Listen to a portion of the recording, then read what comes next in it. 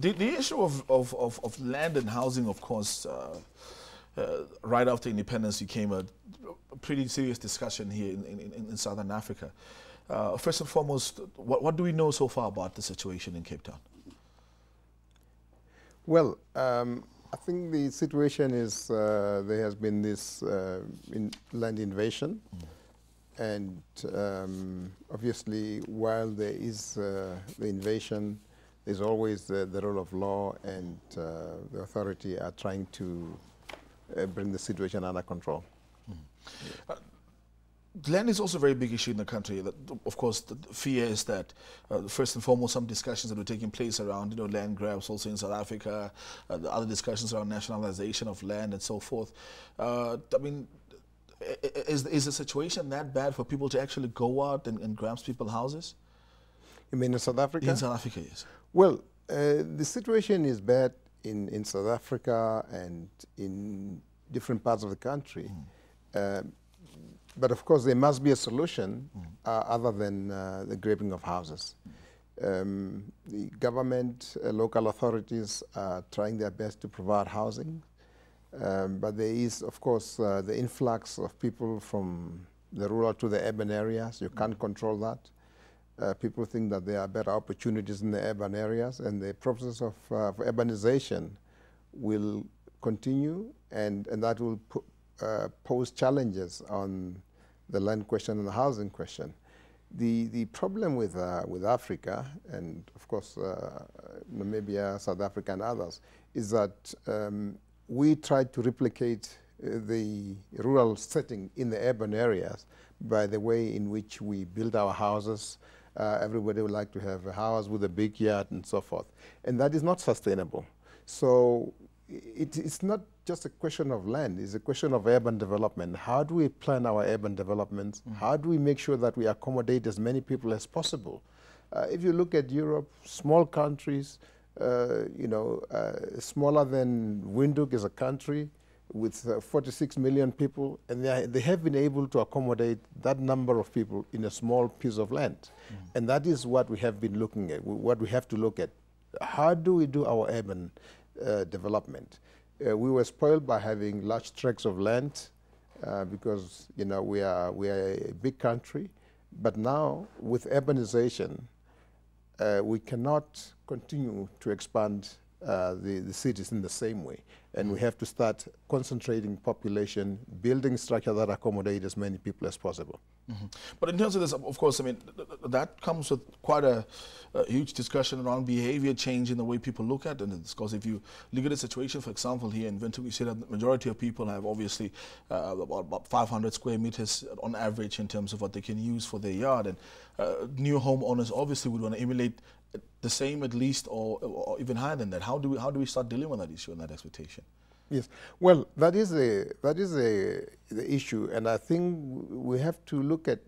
I think we have to move from what was an urban setting, rural setting, to urban areas. Not everybody can have that 500, 600 square meters for residents, and we should be able to put up 100 people or even more on 600 square meters, and that is what has happened in other parts of the world.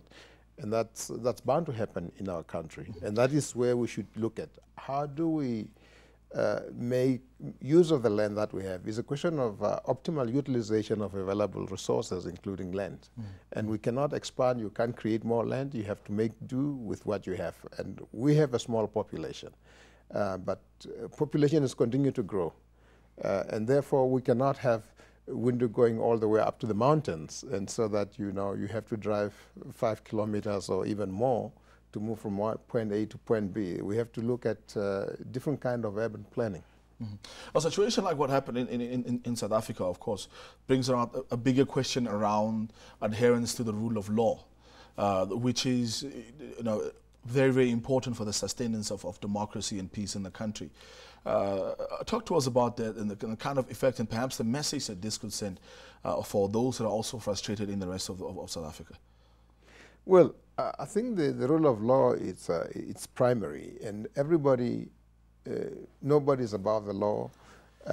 No amount of frustration or deprivation can justify one to take law into his own hands. There are channels that can be used, and obviously this channel might have been exhausted or not, and people sometimes feel powerless in front of the bureaucracy and the bureaucratic processes.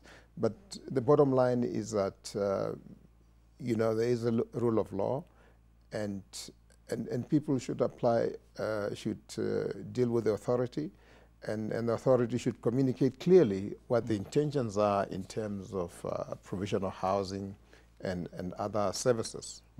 We've seen that governments across Africa have tried to put money into the issue around urban land distribution. Also here in Namibia, we see the mass housing program, we see TBEC even before that.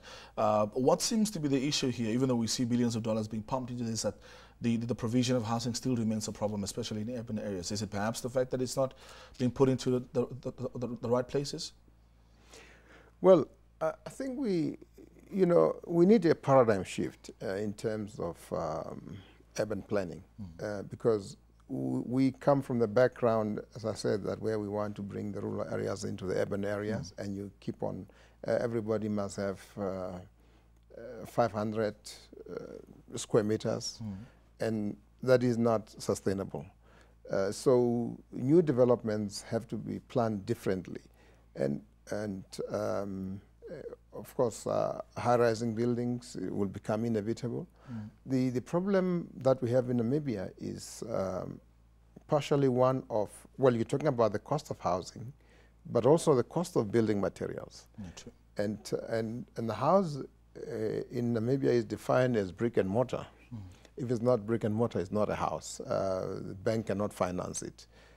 But if you look at developed countries like the US, you know, even mansions are not built on brick and mortars. There are so many other building materials that are being used.